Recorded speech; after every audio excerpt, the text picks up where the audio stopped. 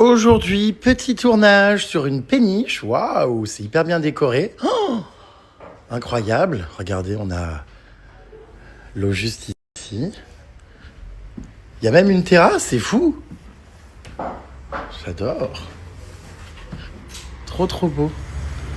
Oh là là, c'est magnifique. Trop sympa. J'adore. Donc ouais, je vais tourner une interview, une émission là. J'adore. Et j'ai retrouvé Hélène. Hello. Ça va? Ouais, ça va. Cette fois-ci, c'est moi qui t'interviewe. C'est vrai. On change les rôles. C'est vrai. Donc, écoutez, ce sera à découvrir très prochainement. C'est un média autour donc des animaux. Oui, ça s'appelle Noé. Ouais. Que tu as créé ou enfin Je suis avec l'équipe qui a fondé ce média-là. Super. Sur les réseaux sociaux, Ils sont là, sur regardez. YouTube. On a un grand coucou. Super, c'est trop bien. Donc, c'est des interviews de personnalités avec des histoires autour d'animaux. Ou entre autres, et puis aussi des actus, du contenu, des conseils, plein de choses autour des animaux. Voilà, Eh bien, abonnez-vous. super, trop cool. Donc, à découvrir très vite. Bien, colonel. Du coup, le chien d'Hélène qui fait sa star aujourd'hui. Colonel, allez. Regarde Mais la tête. Viens, nounours. Viens mon grand, on t'attend. Il veut pas. Non mais traître, Il est trop dépêche-toi. Viens là. Et Voilà. voilà. Non. Remarque, on est tellement bien sur la terrasse dehors Bon bah ok, il a choisi son... avec son nouveau collier. Ouais, colonel, c'est écrit. T'as vu. Et c'est un tournage terminé. Oh, j'ai failli tomber dans l'eau. Oh mon Dieu, attendez, j'avais pas vu le ponton. Bref, c'était hyper sympa. Ça sortira dans quelques semaines, mes puces. Je suis hyper content parce que j'avais fait, vous vous souvenez, une interview avec Hélène sur ma chaîne YouTube. C'était un baby story très particulier, justement, de quelqu'un qui ne veut pas d'enfants mais qui préfère les animaux. Et bref, et qui assume. Hein. Et du coup, c'est marrant les rencontres qu'on fait dans ce milieu. Après, tu restes en contact, tout ça. Tu as des opportunités. Elle m'a proposé de venir faire cette interview. Je suis évidemment très content parce que c'est sur le bien-être animal et tout. C'est un super média. Enfin bref, je vous partagerai tout ça en temps voulu, mes vies. Voilou. Allez, j'enchaîne immédiatement avec un journaliste là pour une interview sur le cyberharcèlement et sur mes procédures judiciaires en cours. C'est une journée productive. Après, je vais chez mon comptable pour faire mon bilan de l'année. Si j'espère sera bon. Avec pas trop d'impôts, apparemment si. Je viens de terminer mon interview pour le média Les Échos au sujet du coup de toutes les condamnations judiciaires que j'ai obtenues et du cyberharcèlement. Franchement, c'était un entretien hyper intéressant. Je pense qu'il n'y a pas grand-chose qui va en être gardé parce que c'est un papier avec plusieurs intervenants, tout ça. Mais pour ceux que ça intéresse, je vous ai mis du coup, je vais vous mettre dans les prochaines stories, les enregistrements de cet appel pour que vous puissiez un petit peu écouter le débat.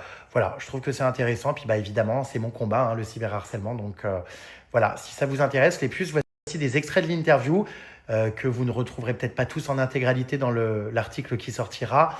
Mais voilà, des extraits qui valent le coup d'être partagés parce que, encore une fois, on ne sensibilise jamais trop assez. Et puis vous voyez aussi un petit peu l'envers du décor de mes condamnations judiciaires que j'obtiens, de tout ça. Enfin voilà. Et je fais un papier sur le cyberharcèlement et la réponse judiciaire qui est apportée. J'ai plusieurs exemples dont vous Oui. qui ont obtenu condamnation après des cyberharcèlements. Et je m'intéresse à savoir si c'est quelque chose de...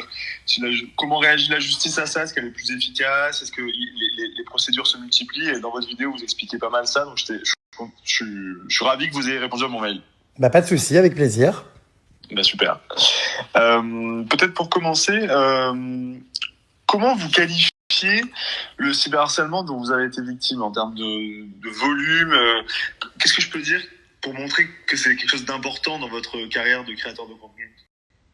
Alors, effectivement, il y a deux choses. C'est premièrement, on va se faire cyberharceler quand on est créateur de contenu ou exposé sur les réseaux sociaux, dans les médias, on va dire de manière assez banalisée au quotidien sur des contenus, des prises de position, donc avec des commentaires, des insultes, tout ça, c'est assez entre guillemets fréquent et ça reste en général plutôt soft. Et il y a aussi un second volet où quand on est par exemple au cœur d'une grosse actualité, d'une grosse polémique, ce qui a été mon cas où en 2018 j'ai été au cœur d'une polémique qui s'appelait le Jérém Stargate.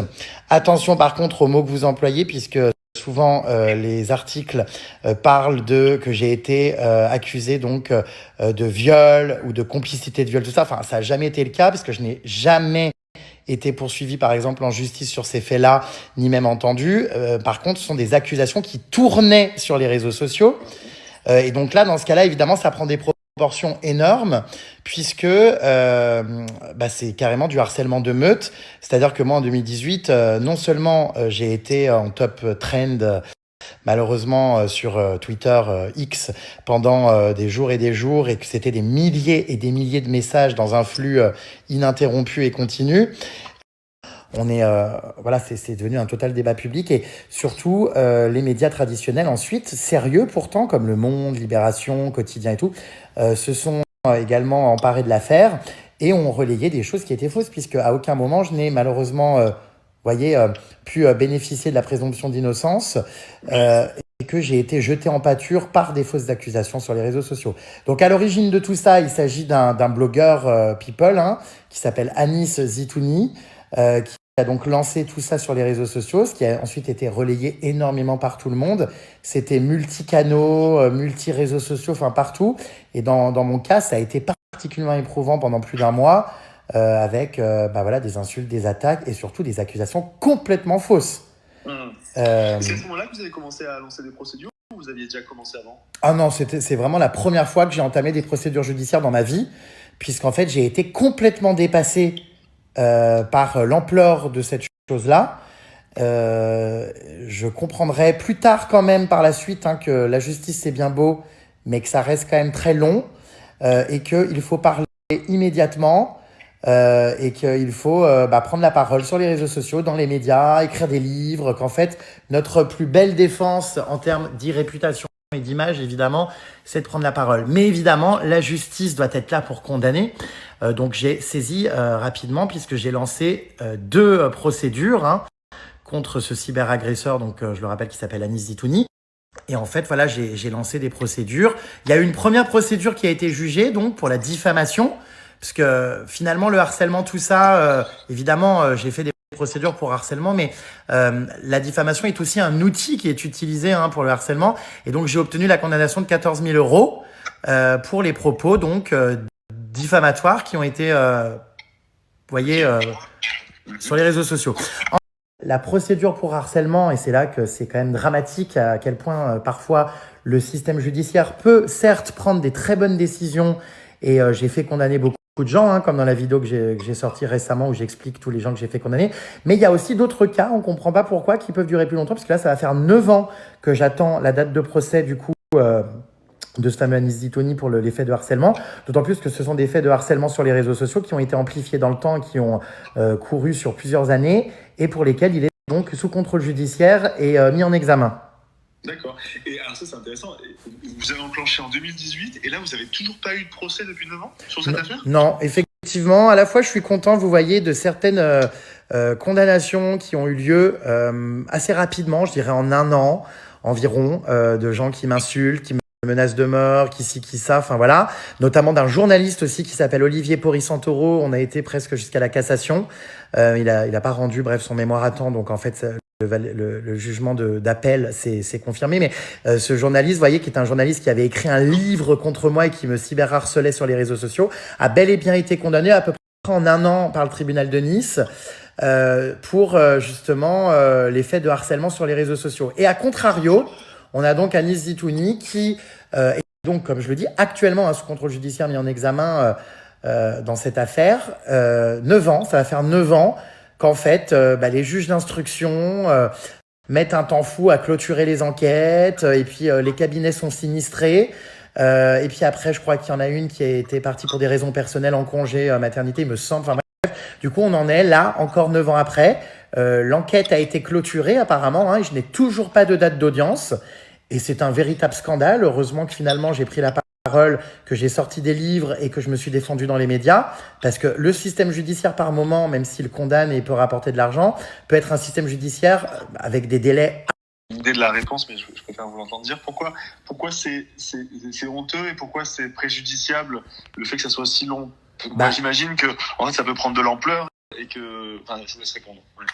Bah, c'est honteux parce qu'effectivement, pourquoi, alors je vais vous donner un exemple très concret, pourquoi lorsque j'envahis une arène pour dire fuck la corrida, je sors de garde à vue, on comprend déjà pas pourquoi je vais en garde à vue, sachant que tous mes cyberagresseurs n'ont jamais été en garde à vue, pourquoi moi, juste pour ma pancarte fuck la corrida, je suis en garde à vue, pourquoi surtout quand je sors de garde à vue, j'ai une date d'audience 3 mois après.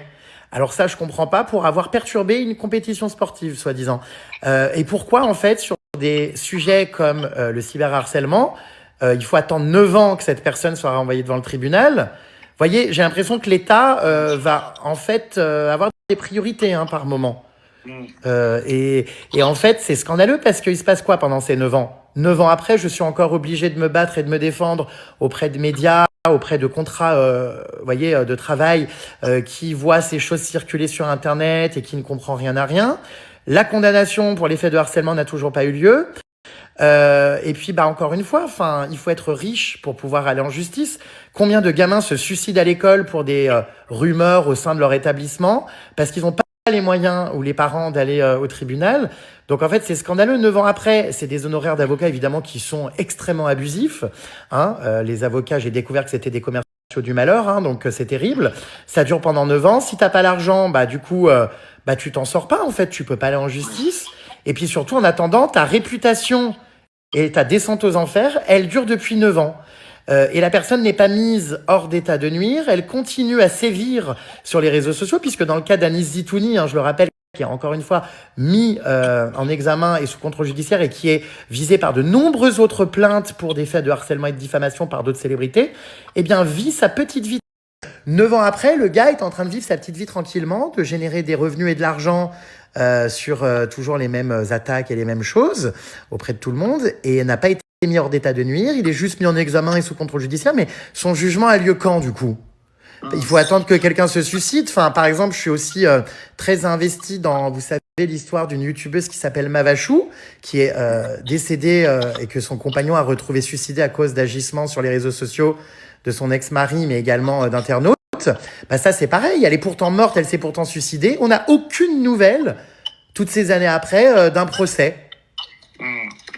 Et les procédures que vous avez engagées récemment, en tout cas dans la vidéo que vous avez mis récemment, où vous égrenez les noms des personnes, ça, j'ai eu l'impression, mais je peux me tromper, que c'était des cyberharcèlements assez récentes ou pas du tout? Bien sûr. En fait, la majorité, comme je vous le dis, des gens que j'ai fait condamner, en général, ça prend... c'est pas toujours au tribunal de Paris, évidemment, puisque en province, les tribunaux sont moins engorgés, ça va plus vite. Mais oui. En fait, hormis ce cas, vous savez, de 9 ans qui dure là, tous les autres, en général, c'est réglé entre 1 et 2 ans grand maximum. Voilà, je pense à ce journaliste pour lequel j'avais même obtenu en première instance donc une condamnation de la prison ferme et ça c'était vraiment exceptionnel d'obtenir ça en première instance pour des faits de harcèlement. On avait eu de la prison ferme qui avait été prononcée.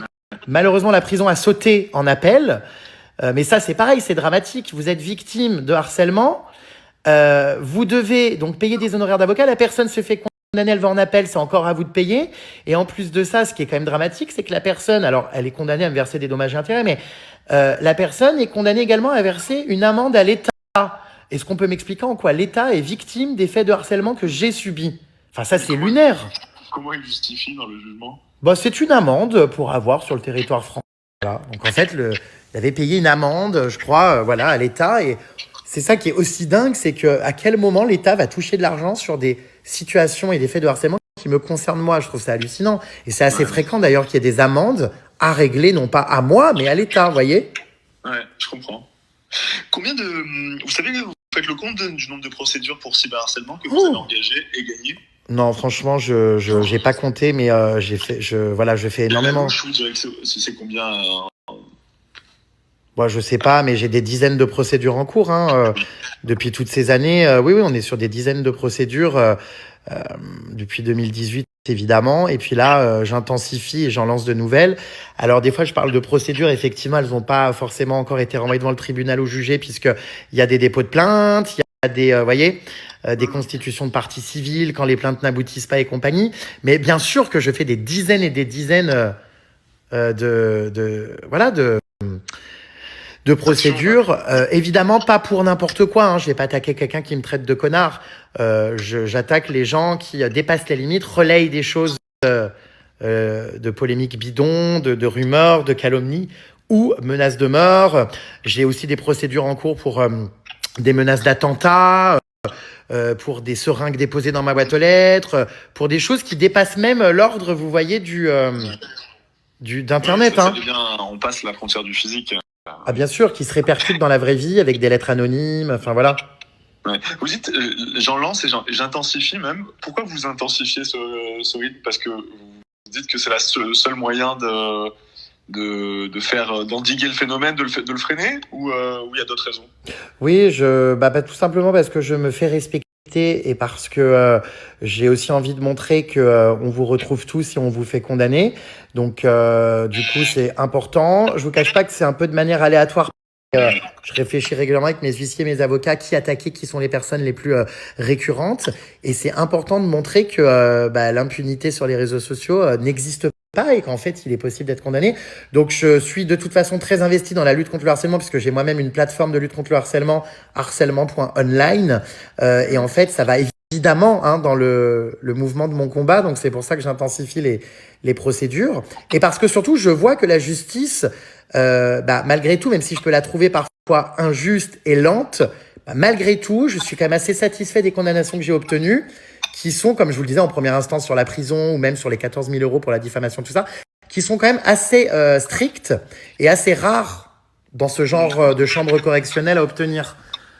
Et vous avez l'impression, vu que malheureusement vous avez un peu un historique sur les plaintes et les cyberharcèlements, est-ce que vous avez l'impression que la justice est plus performante sur ce sujet, elle comprend mieux le phénomène, elle y répond mieux ou pas spécialement?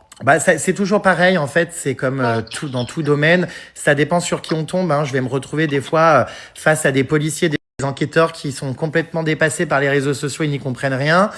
Comme je vais me retrouver devant des procureurs ou des juges qui n'y comprennent rien, ou alors si je tombe sur des procureurs ou des juges qui sont jeunes et qui comprennent les enjeux, enfin voilà. Je pense que vraiment, pour les sujets de cyberharcèlement, il y a une vraie urgence à mettre en place des jurys, des juges et des procureurs en phase avec leur temps, qui est malheureusement, c'est pas pour les dévaloriser, mais peut-être une meilleure connaissance des plateformes, du digital et compagnie, parce que des fois, vraiment, j'ai des gens en face de moi, mais qui ne comprennent pas et qui ne se rendent surtout pas compte à quel point ça peut être dramatique. Par exemple, je pense même à des réquisitions judiciaires où j'ai été obligé d'aller voir donc des UMJ, donc des unités médico-judiciaires, donc où vous êtes, vous savez, évalué pour vos ITT par des psychologues. Enfin, il y a quand même des psychologues qui m'ont sorti mais monsieur, il suffit de couper votre téléphone et d'arrêter de regarder. Mais en fait, on va pas dire ça à quelqu'un qui se fait harceler dans un open space, d'arrêter d'aller au travail. Enfin, c'est pareil, c'est mon outil de travail. Donc en fait, je pense que la justice et tous les organes qui sont autour, il faudrait vraiment mettre des gens plus jeunes ou en tout cas en phase avec les problématiques. Donc en fait, ça dépend. Je vous dis, des fois, je suis face à des gens qui comprennent. J'ai eu des décisions judiciaires hyper décevantes, comme des décisions judiciaires très strictes. Enfin, ça dépend vraiment de sur qui on tombe et c'est ça qui est le plus dramatique. Et vous voyez pas une évolution je me suis dit peut-être que la justice, comme il y a eu sur ces 10 dernières années, une prise en compte, là on voit des lois qui commencent à passer, ça n'a rien à voir, mais ça concerne le digital, enlever le téléphone aux enfants moins de 15 ans pour les préserver. J'ai l'impression qu'au niveau politique, il y a un début de prise en compte, en prise de conscience, et je me demandais au niveau du juge si vous aviez vu une évolution, par exemple cette remarque-là, est-ce qu'on vous la sort, ce type de remarque, on vous le sort autant aujourd'hui qu'en 2018 ou pas? Est-ce qu'il y a une évolution? Mais vous avez l'air de dire plutôt pas, ça dépend des personnes en fait. Ouais. Et puis, alors, les histoires politiques, c'est surtout de la communication. Il y a vraiment personne qui milite activement. On est quand même sur beaucoup d'hypocrisie de communication de la part des politiques. J'ai été instrumentalisé plus d'une fois pour servir des intérêts de députés et faire de la promo de leurs lois. Donc, franchement, j'ai vraiment plus aucun espoir envers les politiques. J'en ai rencontré à tire-larigot. Ça n'a rien abouti. Ouais. Donc, voilà, enfin... Et puis, en plus, vous voyez, donc, effectivement, il y a peut-être plus une prise de conscience, mais j'ai l'impression sur les gens comme moi qui communiquons et sur les réseaux sociaux, mais dans les tribunaux, évidemment, il y a des condamnations et je peux pas dire le contraire. Elles existent, ces condamnations, puisque j'en ai obtenu. Donc, c'est génial, mais encore heureux, puisque ce sont des délits, calomnie, hein, qui font partie du code pénal. Maintenant, je trouve que c'est encore vachement sous-estimé en fonction de l'interlocuteur qu'on a en face de nous, de sa formation. Et d'ailleurs, je suis souvent accusé, notamment dans les vidéos que j'ai faites récemment, vous voyez, où je dénonçais donc les procédures judiciaires que je lance. C'est marrant parce qu'il y a des gens qui m'accusent d'encombrer les tribunaux. Je voudrais quand même juste préciser un truc. Si, la faute des tribunaux, en fait, qui sont surchargés, elle n'est pas de ma faute, mais plutôt de la faute de ceux qui enfreignent la loi. Et d'autre part, de l'État si l'État vote des délits, il faut qu'il soit en mesure de les faire condamner. Et puis qui plus est, en France, c'est pas les mêmes juridictions. Enfin, les viols, les meurtres, ils sont jugés par la cour d'assises ou criminelle. Le harcèlement en ligne, c'est jugé en correctionnel. Donc, il n'y a aucun dossier qui prenne la place des autres. Enfin, mais ça me paraît quand même important à préciser parce que c'est souvent un truc que j'entends. Enfin, faut arrêter le délire 5 minutes. Non, je comprends. Dans votre vidéo, vous parlez de ce chiffre 185 000 euros. Je me suis demandé, c'était sur l'année 2025 ou c'est toutes les procédures que vous avez lancées? Sur l'année 2025. D'accord. Ça correspond à combien de procédures, vous savez? 5-6 à peu près, ouais. 5-6, 185 000 euros, c'est pas mal. Ça fait 20 000 euros, un peu plus de 20 000 euros la procédure. Bah oui, comme je vous disais, quand vous voyez qu'Anis Zitouni a été condamné pour diffamation et injure publique à mon égard déjà à 14 000. Voyez, ça va vite. Hein. Y en a qui, ouais. Alors des fois, il y a des trucs décevants, hein, c'est sûr. En fait, ça dépend toujours pareil. Voilà. Le journaliste, pareil. Je crois qu'il avait écopé de, je veux pas dire de bêtises, peut-être 6 ou 8 000, je sais plus. Mais ça, je le comptais pas parce que c'était une autre année. Donc oui. Alors évidemment, hein, je parle pas en revanche des frais judiciaires que ça coûte, parce qu'il y a évidemment aussi des avocats à payer. Et ça, c'est aussi utopiste, hein, que de penser qu'on nous rembourse l'intégralité des frais d'avocat. C'est absolument faux. Hein. Quasiment pas d'ailleurs, hein, mais bon. Oui, parce que c'est le barème, j'imagine, pris en compte par la justice. Je ne l'ai pas encore fréquenté, mais j'imagine qu'ils prennent des barèmes très, très bas comparé à la réalité des frais. C'est maximum 2 000 de rembourser, alors quand ça vous coûte 30 000, bref. En tout cas, ce qui est sûr, c'est que les dommages et intérêts, parfois, peuvent être vraiment élevés et ça peut, bien sûr, permettre, bien au-delà de rembourser les frais engendrés, même d'être en bénéfice. Et c'est quelque chose que j'ironise et dont je m'amuse parce qu'effectivement, oui, j'ai eu des bénéfices qui m'ont permis, puisqu'en plus, ils ne sont pas imposables, de voyager, de me réserver, vous voyez, des sacrés voyages aux frais de mes détracteurs. Et je trouve que c'est particulièrement jouissif. Je comprends. Dans votre vidéo, vous parlez de... J'ai 3 huissiers à temps plein. Vous pouvez m'expliquer en quoi ça consiste? Bah, c'est des freelances alors quand je dis à temps plein, c'est pas des salariés, hein, mais c'est des freelances qui sont qui me facturent et qui sont sur des créneaux et des jours différents ou des mois différents en fonction de qui est disponible et compagnie, qui sont en charge de faire de la veille et de repérer en fait et d'isoler les comptes les plus problématiques sous mes publications et sous les publications des médias auxquels j'accorde des interviews, je fais des apparitions. Ok. J'ai pas lu les questions, mais on en a fait pas mal. Et j'envisage, d'ailleurs, sur du plus ou moins court terme, d'avoir même une branche juridique au sein de mon entreprise, quoi. Ah ouais. Je pense qu'il y a un vrai créneau là-dedans, non seulement qu'on pourrait lancer d'un point de vue économie, il y a un vrai créneau à prendre parce que la haine en ligne se multiplie et je pense qu'il y aurait des métiers qui auraient tout à en faire leur spécialisation. Et puis, de toute façon, c'est quelque chose qui existe. Mais en tout cas, j'ai décidé de faire la guerre aux gens qui sont beaucoup trop coutumiers du fait. Ouais. Et vous avez l'impression que d'autres créateurs de contenu aussi connus que vous vous embrayent, font comme vous? Est-ce qu'il y a une prise de conscience? Je sais pas. J'ai vu qu'il y a eu d'autres créateurs qui ont eu gain de cause. Évidemment, il y a le cas Brigitte Macron qui est un des plus médiatisés. Est-ce que vous avez l'impression que reste trop isolé aujourd'hui? Alors en fait, j'ai beaucoup évidemment de créateurs de contenu et de célébrités qui se tournent vers moi. Après, surtout les vidéos que j'ai faites, la communication que je fais. J'ai notamment, je pense à Karine Le Marchand et tout, plein d'autres célébrités avec qui je suis en contact et qui me demandent des conseils, tout ça. C'est vrai que j'ai jamais vraiment de conseils à donner ou d'avocats puisque j'ai tendance à mettre un petit peu tous les avocats dans le même sac. Malheureusement, je suis un peu dégoûté de cette profession vu les honoraires que ça m'a coûté. Enfin bref, c'est compliqué. Donc je leur réponds souvent, j'ai personne à te conseiller. C'est un petit peu tout le monde pareil. Hein. Ça reste des procédures qui coûtent cher et puis des honoraires abusifs. Dieu merci, maintenant j'apprends à m'entourer et à prendre des avocats qui prennent moins cher et qui sont respectueux. Mais bien sûr que j'ai énormément de gens qui se tournent vers moi, qui me demandent des conseils. Je pense que tout créateur de contenu ou toute personne s'exposant en ligne ou même à la télévision, dans les médias, est sujet à ça. Et encore une fois, être connu ou médiatisé ne justifie pas la haine, les insultes. Enfin non, c'est pas OK et c'est pas le revers de la médaille. Donc je pense évidemment c'est un sujet qui concerne beaucoup de gens et je suis en contact très souvent, oui bien sûr, avec des gens qui me demandent.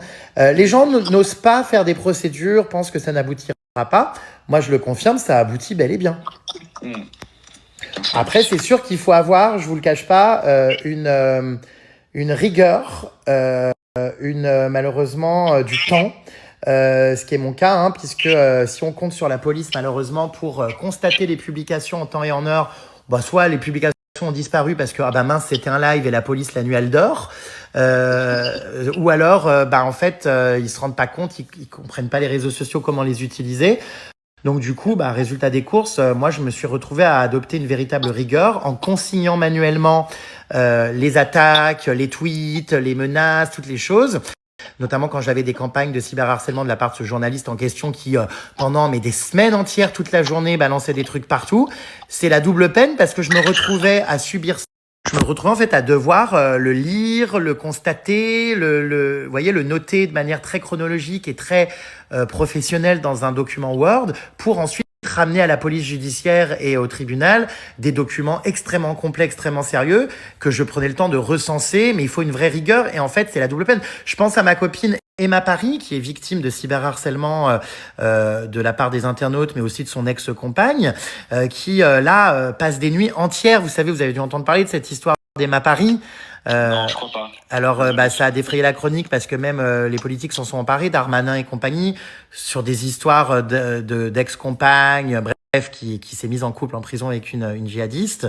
Oui, je vois très bien, oui, pardon. Bon, alors, tout ça pour vous dire qu'en fait, la personne, du coup, son ex-compagne, aujourd'hui, a été inquiétée, a fait de la garde à vue, va être jugée prochainement pour les faits à l'égard du coup d'Emma.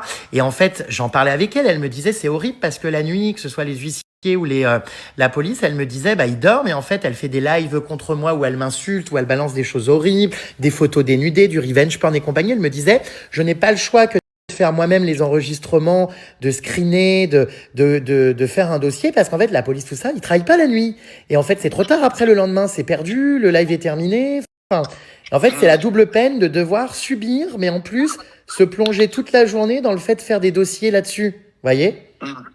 Et ça, les preuves que vous apportez, la police et la justice les prennent en compte. Elles ont une valeur juridique. Bien sûr, et d'ailleurs, je vais même vous dire, la police, dans le cas de l'affaire Mavachou, par exemple, donc la youtubeuse qui s'est suicidée, la police m'a carrément entendu pour les aider à comprendre les réseaux sociaux et pour leur fournir des pièces qu'eux-mêmes n'avaient pas eu le temps de constater. Donc oui, bien sûr, quand on fait le travail comme ça à leur place, ils sont contents, il y a tout et ça les aide, mais plus d'une fois j'ai été sollicité en tant qu'expert pour pouvoir... Pour la police Non judiciaire, mais c'est presque ça. À un moment donné, oui, bien sûr, je suis devenu consultant pour la police judiciaire qui m'appelait dans des affaires qui me concernent pas, mais pour les aider à tirer au clair certaines plateformes, certains réseaux sociaux, certains formats. Et j'ai l'impression que je les forme quand moi-même je vais pour déposer une plainte ou pour être entendu. Et ça, c'est compliqué parce qu'en fait, faut vraiment avoir de l'énergie. Hein. Ouais, non, je comprends. C'est dur. Est-ce que vous avez l'impression qu'il y a moins de cyberharcèlement depuis que vous avez publicisé le fait que vous attaquez systématiquement ? Alors, me concernant, effectivement, les gens comprennent et ont compris que j'étais procédurier, donc ça se calme.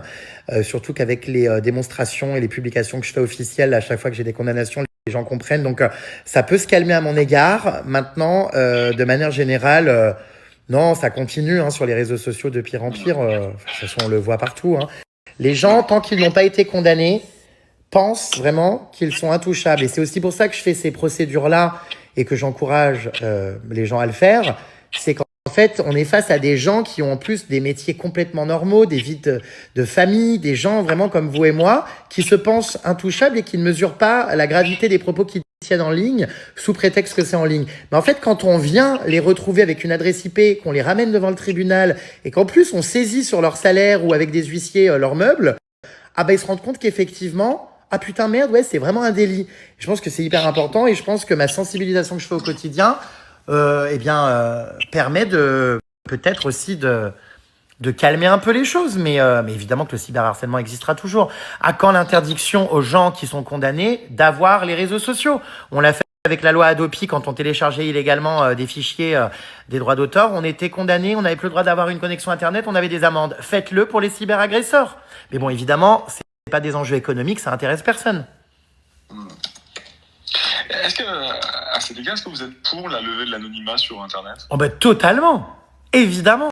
J'ai sorti plusieurs livres, plusieurs ouvrages où effectivement je donnais des propositions concrètes. Fournir sa pièce d'identité, évidemment, à chaque inscription sur les réseaux sociaux. C'est quelque chose qui se fait de plus en plus d'ailleurs sur les sites de rencontres, Tinder et compagnie. Il faut fournir sa pièce d'identité pour avoir une vérification de son profil. Mais c'est super.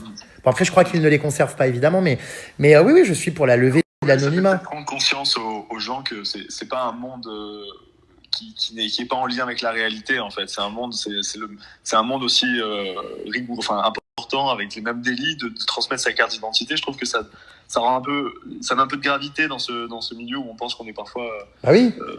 On peut être absous de tous nos péchés. Et puis les réseaux sociaux, c'est ni plus ni moins en 2026 qu'un média. Hein. Je veux dire, quand je vais chez BFM TV ou n'importe où, je fournis ma pièce d'identité quand je suis invité sur un plateau. Alors pourquoi du coup sur le média internet on la fournirait pas? C'est pareil. C'est un lieu où les gens s'expriment, où les gens commettent des délits. Donc oui. Ok, super. Merci beaucoup pour toutes ces explications. Du coup, c'est un papier, c'est ça, web ou Ouais, c'est un papier où j'interviewe plusieurs personnes dans lequel j'explique un peu le phénomène et je détaille un peu comment réagit la justice, est-ce que ça apporte, etc. Ça sort quand? Ça sort dans la semaine. Je sais pas le jour, je vous l'envoie quand il est en ligne. Avec plaisir, merci. Voilà. Merci à vous. Merci beaucoup, bonne journée. Je suis un peu inquiet là, j'espère que je vais pas refaire un AIT aujourd'hui. Vous savez, un accident ischémique transitoire, comme ça s'appelle, qui est donc ce qui précède un AVC, parce qu'en fait, je viens de vomir, mais énormément, après mon repas.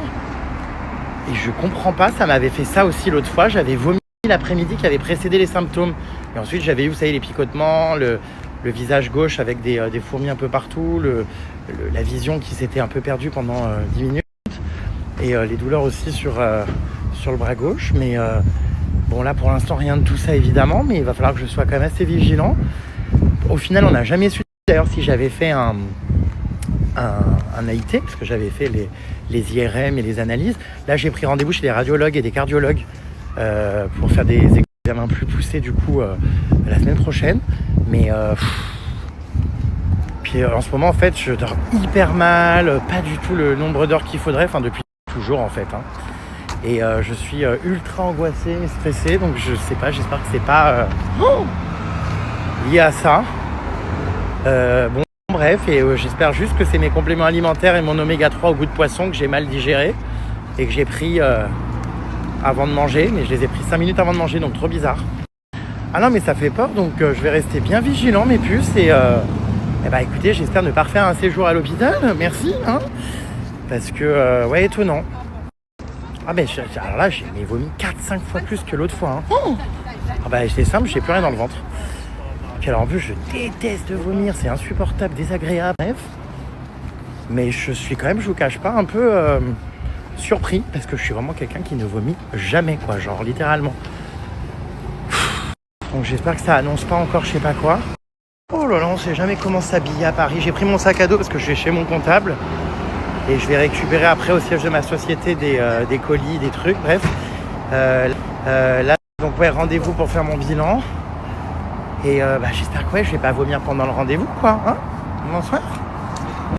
Mais ouais, on sait jamais comment s'habiller. On crève de chaud, du coup, maintenant. Alors que je suis qu'en t-shirt sous ma veste. Tu vas voir que si j'avais pas mis de veste, j'aurais eu froid. Maintenant, j'en ai mis une, j'ai chaud. On sait jamais comment s'habiller. C'est un truc de dingue. Je comprends pas. Vraiment, c'est incompréhensible, cette chaleur en 1er mars. On est le combien? 2 mars, là, ça y est. Oh, on est déjà au mois de mars. Par contre, ça me déprime. Ça passe tellement vite. La vie passe. Ouais, et je n'ai rien vu passer. J'ai retrouvé Lola la menteuse. Qu'est-ce que t'as avec le lundi? Parce qu'on est lundi. Ouais. Pourquoi t'as pas été travailler ce matin? Parce que je ne travaille pas le lundi. Je ne travaille jamais le lundi. Je dors le lundi. Qu'est-ce que t'as avec le lundi? Beaucoup de problèmes. Qu'est-ce que t'as avec le lundi matin, le lundi après-midi, le lundi soir? Je déteste le lundi. Donc la gosse est là, à mener la grande vie. J'allais dire, elle conduit encore avec la moitié des jambes. Bah si, hein, on comprend pas l'accoutrement. La gosse est donc là, sans sa mère. Oui. Je pense que Pollux va encore tomber dans les pommes en comprenant que le lundi... Elle sait qu'on se voit? Bah non, Ah, on lui a pas elle dit. va pas comprendre pourquoi le lundi, on part au restaurant. Qu'est-ce que tu fous dans ta voiture de luxe? Avec une carte carburant appartenant au père? Ouais, je l'ai retrouvé. Sûr. C'est de nouveau gratuit. Qu'est-ce que t'as avec la carte carburant de ton père, Lola? Perdu. Ton père, c'est un homme extrêmement gentil. Mais là, tu pousses. tu pousses le bouchon trop loin, Lola. Tape-toi avec un marteau sur la tête pour reprendre le contrôle de ta vie. Car ça n'est plus possible, Lola. Ou arrête ton traitement pour la peau, là. Hein. Parce que ça te rend con. Hein. Oh, je te demande juste si t'as reçu les pièces jointes avec le mail. J'en ai rien à foutre que tu l'ouvres maintenant ou dans 3 heures. Donc tu te calmes. Bon, voilà. Oh là là, Lola sans Pollux.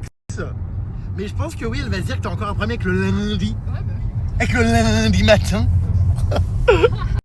Lola, tu as quel âge en 2026? En 2026, j'ai 27 ans. Enfin, non, je vais avoir 28 ans. Depuis que t'as l'âge de 10 ans, tu nous mens. Ouais, ça fait 17 ans que je mens. Tu mens, tu mens, tu mens. Je dis la vérité 3 jours après. Tu sais que mentir. Puis après, tu dis la vérité 3 jours après. Comment veux-tu qu'on te fasse confiance? C'est terminé la maintenant. confiance. Terminé. On a toutes les rêves, mais on les connaît par cœur. Ouais. Mais Lola, je ne comprends pas pourquoi t'as pas été ce matin. Qu'est-ce que t'as avec le lundi? Ça, elle dit le lundi. Matin. Mais du coup, tu manques. Pourquoi tu mens comme ça depuis l'âge de 10 ans? Pour la paix. Mais t'as toujours énormément menti à tes parents. Toujours. Et pourquoi? Pour la paix. Pour avoir la paix. La paix des ménages? La paix. Moi, j'adore. C'est des mensonges d'agrément, en fait. Et pourquoi t'as encore dépensé autant au VIP? Tu nous emmerdes à la fin. Pourquoi tu dépenses autant dans des bouteilles d'alcool en boîte de nuit? Pour profiter. J'en veux plus de cette gosse. Parce que je vais pas me mettre à une table de promoteur. Lola, ton père, c'est un homme Ouais. extrêmement C'est gentil. ma table. Mais tu crois pas que le mariage, ça Oh, lui a non. coûté un bras pour divorcer un mois après? Et bah, je le paye encore mon crédit de mariage. Hein, je te ferai Lola, ton père, c'est un homme extrêmement gentil. 5 ans après. Mais là, tu pousses le bouchon trop loin. Hein? Mais Lola, je ne comprends pas. T'as tout fait dans ta carrière, ta vie. De la musique, du tissu aérien, du foot en salle. Ah là, la pauvre vie. Mais je ne comprends pas pourquoi, Lola, tu ne vas jamais au bout d'une activité. Jamais. Mais enfin, Lola, le pire, c'était le tissu aérien, alors ça. Bon, ce soir, nous allons donc... Oh là là, on est à l'Arc de Triomphe. Nous allons avec la gosse menteuse manger au restaurant. Ouais. Parce qu'on a- Gratuit, qui plus est. Oh, arrête. On a... pourquoi gratuit? Parce que c'est mon père qui paye. Oh, mais Lola, mais enfin, mais... Mais non, mais on Ton signe, père, c'est un homme mon père- extrêmement gentil. mon Mais est-ce que père, tu mon crois père, vraiment mon qu'on père peut a- manger sur son dos? Enfin, Oui, mon père a un compte dans ce restaurant. Donc tu signes, tu pars. Voilà. Mais tu plaisantes. Tu reviens le lendemain, Non, si moi, tu je veux. paye ma part quand même. Pas du tout, on signe, enfin, on a autre chose. Mais ça va pas. Ah, si, ça va. Très bien. Mais Lola, ton père, c'est un homme extrêmement gentil.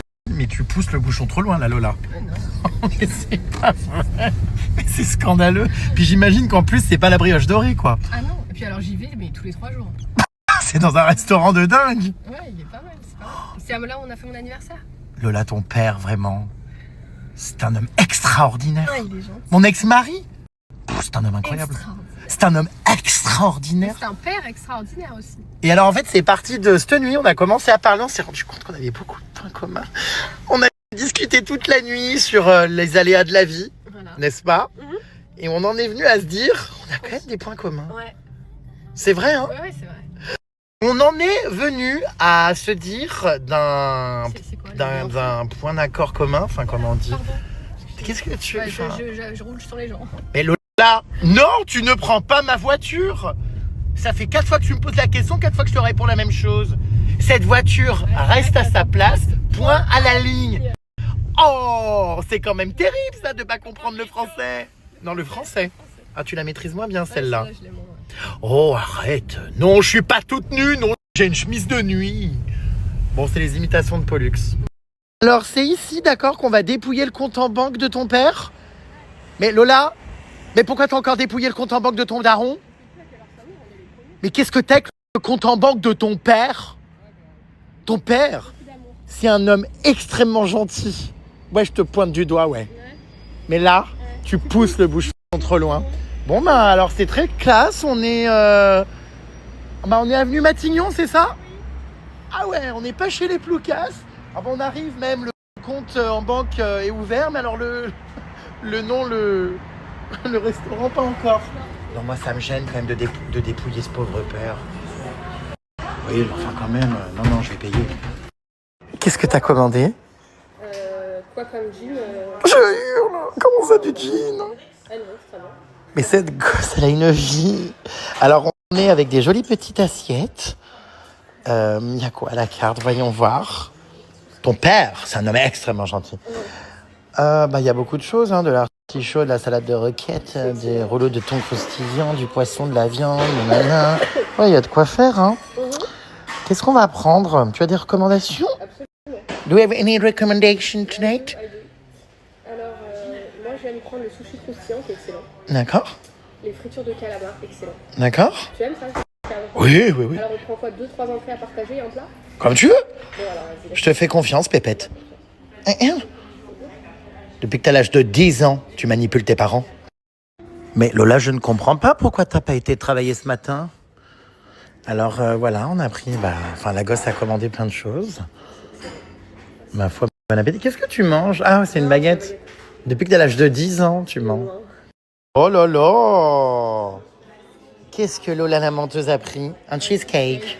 Et moi, comment ça s'appelle? Une glace, là. Comme au McDo, Sunday. Un sundae. Croquant au popcorn. Pas mal. Alors, Pollux est furieuse. On vient de recevoir des notes audio. Enfin bref, la gosse avait oublié qu'elle mange avec sa mère demain. N'est-ce pas? Oui. Comment t'as pu oublier ça? Je sais pas. Alors du coup, Pollux me dit, profitez bien, tout ça. Et puis, du coup, je la vois demain. Moi, je mange avec elle. Du coup, j'envoie une note audio à Pollux de la gosse. Écoutez, qui avait oublié, qui lui dit... Ah bon? Mais c'est quoi demain midi? Et alors là, elle a pété un câble. Attention, nouvelle, alors pas nouvelle imitation, mais nouvelle audio hilarant. Oh Lola, lis tes messages, on mange avec Anso et Carla. Non mais franchement, je sais pas où t'as la tête, toi. Oh Lola, lis tes messages, on mange avec Anso et Carla. Non mais franchement, je sais pas où t'as la tête, toi. Oh Lola. Ça me fait tant rire.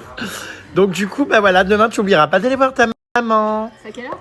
13h? 13h, oui, avec Carla et Anne-Sophie. Sur le parking du marché, là, ici. Alors je sais pas qui sont encore ces deux bonnes femmes.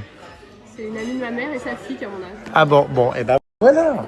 Donc Pollux est excédé que sa fille ait déjà oublié le lundi soir le repas du mardi midi. Pourtant, elles se sont parlé, vous êtes parlé le lundi matin. À 13h. Oui, donc bon. Alors, il y en a eu pour combien? Non, Lola, tu ne vas pas encore ruiner ton daron. Oh! C'est une blague. Comment on s'en est sorti à ce prix-là à 2? Je laisse 5 balles quand même. Non, mais tu plaisantes. Tu vois, je prends. Qu'est-ce qu'on a pris pour que ce soit si cher? Non, Lola, non. Tu ne vas pas payer avec la carte de ton père. Oh, qu'est-ce que tu fais? Je note la société de mon père. Oh, c'est pas vrai! Je note la société de mon père. C'est moi. Je signe et c'est bon, c'est fini. Mais je hurle, mais attends, mais moi je paye quoi? Commande combien là? Ah mais si! Non, je peux pas, attends, je fais passer pourquoi? Attends, non, attends, j'ai honte. Bon, je vais quand même lui mettre gros bisous, monsieur. Non, c'est la comptable après qui fait ça. Ah, c'est la comptable? Ah bon. Bon, alors on reste discret. Plus loin! Aujourd'hui, la gosse va nous faire son outfit of the cueillette de fraises. Chez elle? Alors, qu'est-ce que c'est que ce pull-là? Il vient d'où? C'est l'Adidas que j'ai acheté à Stadium. À Citadium, d'accord. Donc, on est sur un look, pull, mais pas trop sport au final. Non, un peu habillé. C'est la collection mode, c'est ça, d'Adidas. C'est du XL. C'est du XL. Donc, on est sur une coupe oversize. Très oversize. D'accord. On continue l'outfit of the night. Ça, c'est un jogging Urban Outfitters que j'ai coupé tout à l'heure. Coupé. Parce que j'avais la vision avec les bottes, je l'ai coupé. D'accord. Il a été coupé au ciseau, du coup, c'est ça? Exactement. Les mêmes ciseaux avec lesquels tu te coupes les ongles de pied. Exactement. D'accord, ok. Ça, c'est des bottes Zara. Ah, Il y a pour une des fois que années. c'est pas des Yves Saint Laurent. Il y a des années. D'accord. Oula, mon ombre fait de l'ombre à tes bottes. Pas mal, non? D'accord, c'est original. Tu ressembles à Hailey Bieber. Plaisir. Voilà. Un petit sac que j'avais. Alors ça, c'est pas Zara en revanche. Hein. C'est le même depuis 15 ans. Bon, Lola, est-ce que tu peux, s'il te plaît, me rendre mon sac? Et comment elle s'appelle? Pollux, il va dire ça. Que tu lui as volé son sac C'est Chanel. le mien, c'est mon père qui me l'a acheté. Ah bon? Oh là là, ce père, décidément, c'est quelqu'un. Hein. Bon, bah écoutez, bon, drôle de vie. Regardez-moi ce magnifique arc de triomphe. Ouah, qu'il est beau. Paris, plus belle ville au monde. Voilà, c'est pour ça que Lola ne va pas travailler le lundi matin. C'est pour aller voir l'Arc de Triomphe. Non, parce qu'elle aime Paris. C'est quoi cette manière de conduire? Est-ce qu'on peut m'expliquer Bah, c'est là ou là ça. pourquoi la jambe... Non mais attends, mais tu plaisantes. Non, mais là j'ai ma chaussure ça. Est-ce qu'on peut m'expliquer? Non, je conduis pieds nus. Enfin, Bah, j'arrive pas à conduire assise normalement. je comprends pas la posture là. Je suis sûre qu'il y a plein de gens qui conduisent comme moi. Je pense pas, non. Si, si. C'est hyper dangereux si tu piles ou quoi, jambe cassée. Non mais je te jure, hein. Mais plein de gens conduisent comme ça. Non, Si. j'ai jamais vu ça. Tu verras. Oh là là là là, c'est pas croyable. Ouais. Back to my house, bitches. Bon, eh bien, écoutez, depuis les vomissements de ce midi, il n'y a pas eu d'autres, comment on appelle ça, symptômes ou quoi. Donc, on croise les doigts pour pas que ça se déclenche. Inch'Allah, frérot. On verra, hein, ma foi. On espère que ça va aller, hein. Si je pouvais ne pas crever tout de suite, hein, franchement, ce serait quand même sympathique. J'ai plein de choses à accomplir, plein de choses à faire. I don't want to die anymore. En tout cas, not yet. Alors, comment se fait-il que j'ai eu un rendez-vous chez le cardiologue aussi rapidement? C'est exactement ce que m'a dit ma mère, parce que bah, en province ou quoi, c'est beaucoup plus dur d'avoir des rendez-vous aussi facilement. Mais à Paris, bah, écoutez, sur Doctolib, il suffit juste de prendre le premier qui a une dispo, quoi. Et non, j'ai eu un rendez-vous chez le cardiologue en 1 semaine. Bon, maintenant, ça a l'air d'être une personne assez âgée, donc est-ce qu'il va pas être expéditif et compagnie de la vieille école? On verra. À suivre. Je vais câbler. Vous savez que j'étais content d'avoir trouvé cet appartement parce qu'il n'y a personne qui vit au-dessus, que j'ai plus de nuisances sonores. Écoutez. Alors, je sais pas si on entend, mais derrière ce mur, là, derrière la télé, il y a un autre immeuble en fait qui est collé au mien, donc j'entends la meuf dans son appart tout faire et tout vivre. Écoutez.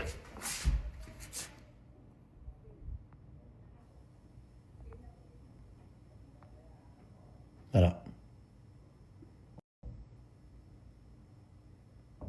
Mais c'est pas tout, vous entendez les bruits?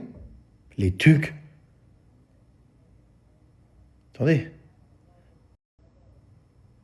Parce que depuis début de soirée, là, je me suis dit, mais attends, mais il y a quelqu'un qui vit au-dessus. Bah non, c'est ma terrasse. J'entends un bruit répétitif de quelque chose qui tape. Tum. Tum. Alors au début, au début, je me suis dit, bah, c'est le vent, il y a quelque chose sur ma terrasse, c'est pas possible. Mais la vidéo, ça le fait plus quand je veux filmer. Mais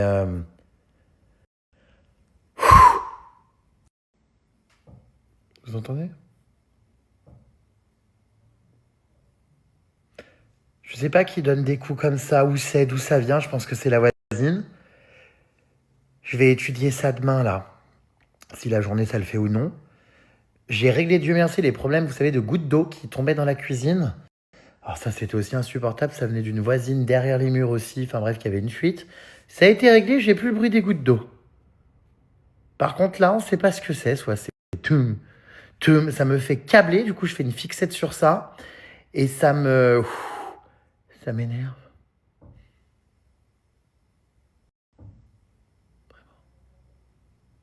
Donc, bah, je vais quitter mon salon, je vais aller dans ma chambre regarder un film parce que là, ça me fait péter un câble. Je sais, c'est pas grand-chose tout ça, mais en fait, j'ai vraiment du mal avec les bruits répétitifs.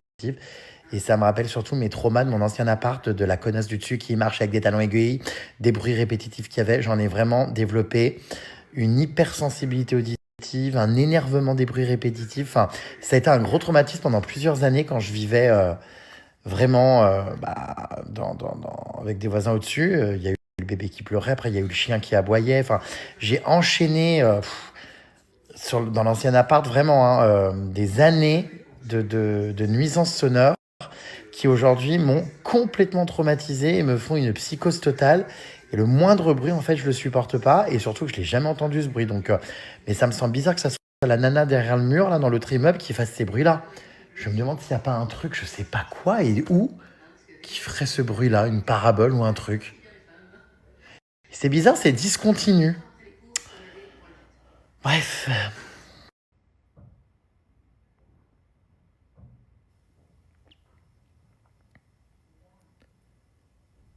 Ça m'énerve. Tellement. Je crois que va falloir que je déménage et que j'achète une maison calme dans la forêt. Non mais vraiment, hein. C'est sûr que c'est à côté, j'entends que ça vient de derrière le mur. Ah putain, puis je me fais mal parce que c'est pas du placo. Casse les couilles, hein. À taper là, qu'est-ce qu'elle fout? Oh, ça m'énerve, hein. Ah putain, supporter mes voisins, ça m'est arrivé encore pendant je sais pas combien de temps. Ils vont pas m'emmerder ceux qui sont dans l'autre immeuble. Putain, en plus je m'en rendais pas trop compte parce que vous savez, comme je suis souvent en voyage et tout. Comment dire, je remets la télé là. Du coup. Attendez. Ça retape ou pas? Je sais pas ce qu'ils foutent. Putain, j'ai acheté cet appart pour être tranquille, je vous jure. Me dites pas que l'enfer va recommencer?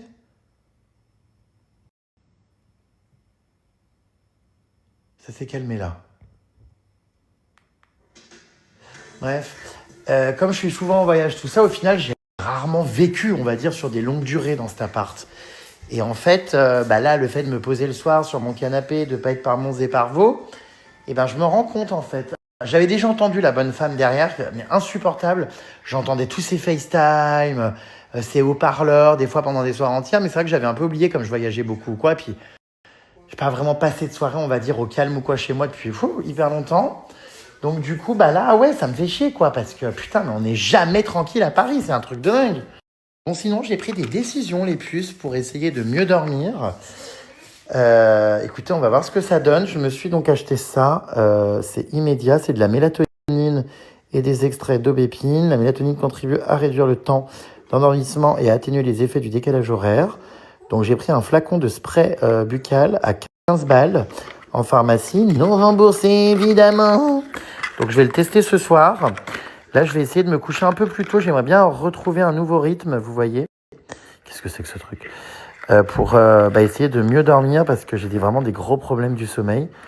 Et voilà, on n'a pas compris là ce qui se passait du coup. Attendez, il faut que je l'assemble. Bon, donc je vous dirai ce que ça donne. Je vais le tester ce soir. Je vais, les puces, aller me mettre dans mon lit et vraiment, pour la première fois, me forcer à regarder une série sur Netflix et à utiliser mon abonnement que je paye pour rien depuis presque 1 an. J'ai plus jamais rien regardé, je suis en retard. Surtout, j'ai essayé de me trouver une mini-série, un film ou quelque chose.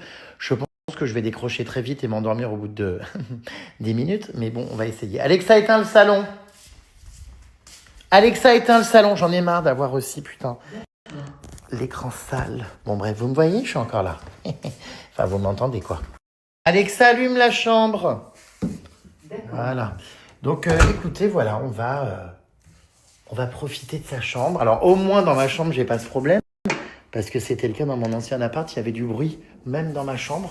Parce que les murs étaient... Enfin, les problèmes des immeubles haussmanniens et des anciens immeubles. Alors, ils ont dû cacher et tout. Désolé, ça a coupé. C'est super beau. Mais le problème... attendez, je vous éclaire les lustres. Ils sont si beaux. Mais le problème, c'est qu'en fait... les parois, les murs, tout ça, tout est extrêmement léger. Et donc, du coup, t'entends tout. Pourtant, ce sont des... C'est vrai, hein? Alors ça, c'est pareil, ça me gonfle. Oh là là! Les volets cassés. Donc ouais, c'est le grand problème des immeubles haussmanniens et parisiens. C'est l'isolation. C'est hyper relou. Et du coup, on entend tout. Donc, bref, voilà. Mais j'ai la chance, au moins, dans ma chambre ici, j'entends rien. Donc ça, c'est cool, parce qu'au moins, je vais vous dire, les amis, je dors bien. Au moins, je dors bien. C'est déjà ça. Voilà. En plus, il n'y a pas mon mari, tout ça, donc j'ai pas besoin de mettre de boule caisse, là. Oh, mais là, c'est super. J'adore. Bon, allez, on part sur quoi? Enfin, si ça veut bien se lancer, Netflix, que se passe-t-il? On va partir. Alors, on part sur cette série, L'Héritage. Écoutez, ça a l'air pas mal. Ça parle de quoi? Attendez que je vous mette un peu le résumé. Donc, il laisse derrière lui une fortune colossale, mais pour en toucher ne serait-ce qu'un seul centime, sa famille va devoir résoudre des énigmes imaginées par le défunt lui-même. Bon, on va voir ce que ça donne, ma foi. Petit film d'1 h 30. Je vous fais de gros bisous, mes puces, et je vous dis donc, assurément, à demain. Bisous, bisous, bisous.